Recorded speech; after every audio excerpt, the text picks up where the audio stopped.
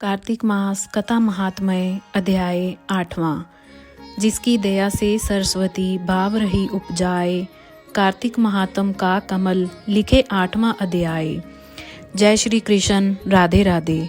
श्रोतागणों, पिछले अध्याय में हमने श्रवण किया था कार्तिक मास में स्नान दान करने का महत्व और व्रत करने के नियम।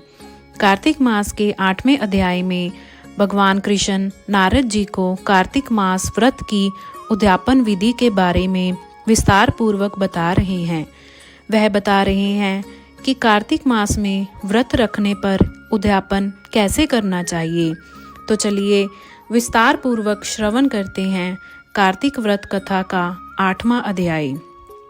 मगर उससे पहले अगर आप हमारे चैनल पर नए हैं और अभी तक आपने वीडियो को लाइक और चैनल को सब्सक्राइब नहीं किया तो अवश्य कर लें।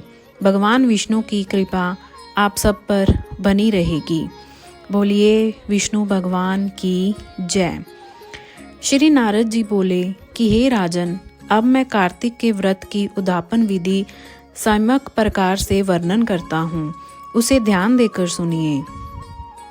व्रती को चाहिए कि कार्तिक मास में शुक्ल पक्ष की चतुर्दशी को व्रत के संपूर्ण फल प्राप्ति और विष्णु भगवान की प्रसन्नता के लिए उद्यापन करें। तुलसी जी के ऊपर सुंदर चंदोवा बनावें, बंधनबार तथा फूलों से सुसज्जित करें। चंवर से सुशोभित वह मंडप बनावें। चारों द्वारों पर मिट्टी के बने हुए पुण्यशील, सुशील, जय और विजय नामक 4 द्वारपालों को पृथक पृथक बैठावें।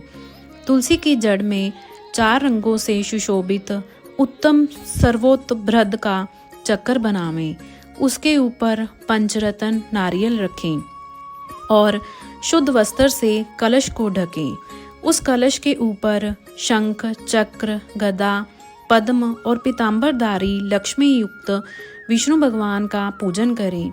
कार्तिक मास का व्रती इंद्रादि लोकपालों का पूजन मंडप में करें। द्वादशी को विष्णु भगवान जागे थे। त्रयोदशी को देवताओं ने विष्णु भगवान का दर्शन किया था। चतुर्दशी को देवताओं ने उनका पूजन किया था। इसलिए भगवान की उद्यापन पूजा चतुर्दशी तिथि को शांत मन से की जाती है।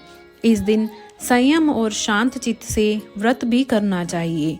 अपने गुरु की आज्ञा अनुसार सुवर्ण की मूर्ति बनाकर षोडशोपचार तथा विविध नैवेद्यादिकों से भगवान का पूजन करें। विविध प्रकार के मांगलिक गायन, वाद्य तथा कीर्तन करके उस रात्रि में जागरण करें। जो प्राणी श्रद्धा पूर्वक भगवान का कीर्तन करते हैं, उन लोगों के 7 जन्म के एकत्रित किए हुए पाप भी विनिष्ट हो जाते हैं। जो लोग जागरण करके प्रेम पूर्वक भगवान का कीर्तन तथा नृत्य करते हैं, उनको 1 सहस्त्र गोदान का फल प्राप्त होता है।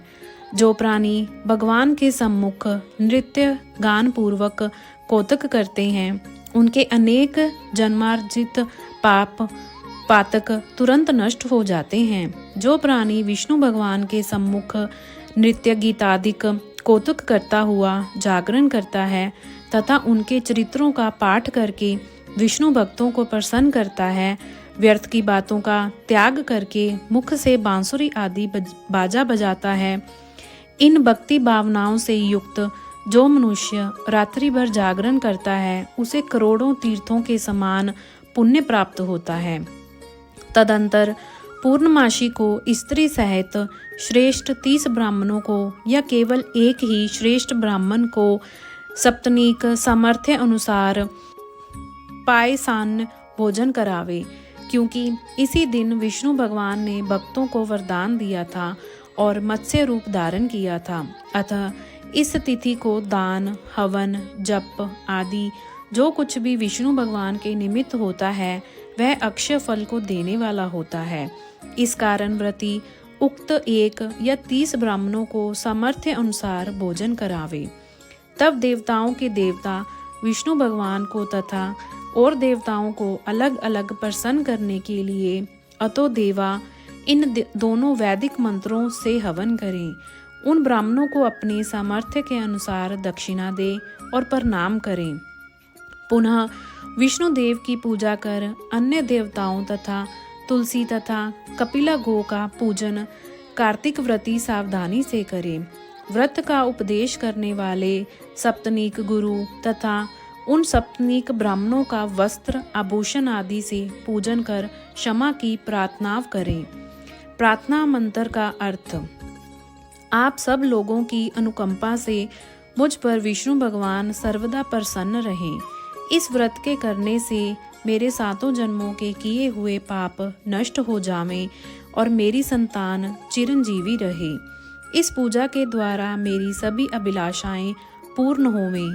मेरी मृत्यु होने के पश्चात मुझे अतिशय दुर्लभ विष्णु लोक प्राप्त होवे। व्रत करने वाला इस प्रकार ब्राह्मणों से क्षमा की प्रार्थना करे और उनको प्रसन्न करके विदा करे। पूजा की उन संपूर्ण वस्तुओं को गो के साथ गुरु को दे दे। इसके पश्चात बंधुओं और मित्रों के साथ स्वयं भी भोजन करे। कार्तिक अथवा माघ मास के उद्यापन के नियम इसी प्रकार कहे गए हैं। इस प्रकार जो प्राणी विधान सहित कार्तिक मास का व्रत और उद्यापन करता है वह पाप रहित होकर मनोभिलषित कामनाओं को प्राप्त करता है और अंत में विष्णु लोक में निवास करता है। तीर्थों, दानों तथा सब व्रतों करने से जो फल प्राप्त होते हैं उनसे करोड़ गुना अधिक पुण्य फल विधि पूर्वक कार्तिक मास का व्रत करने से मिलता है। वे प्राणी धन्य हैं, वे पूजनीय हैं और उन्हीं का इस संसार में जन्म लेना सफल है जिन्होंने विष्णु भगवान की भक्ति में तल्लीन होते हुए कार्तिक मास का व्रत किया है।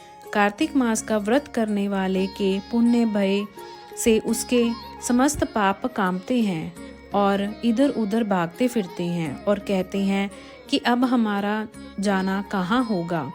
इस कार्तिक मास के व्रत के विधान को जो भक्ति पूर्वक सुनता है या वैष्णवों के सम्मुख सुनाता है, ये दोनों इस व्रत द्वारा इस व्रत के प्राप्त होने वाले पापनाशक सभी फल प्राप्त करते हैं। बोलिए श्री विष्णु भगवान की जय।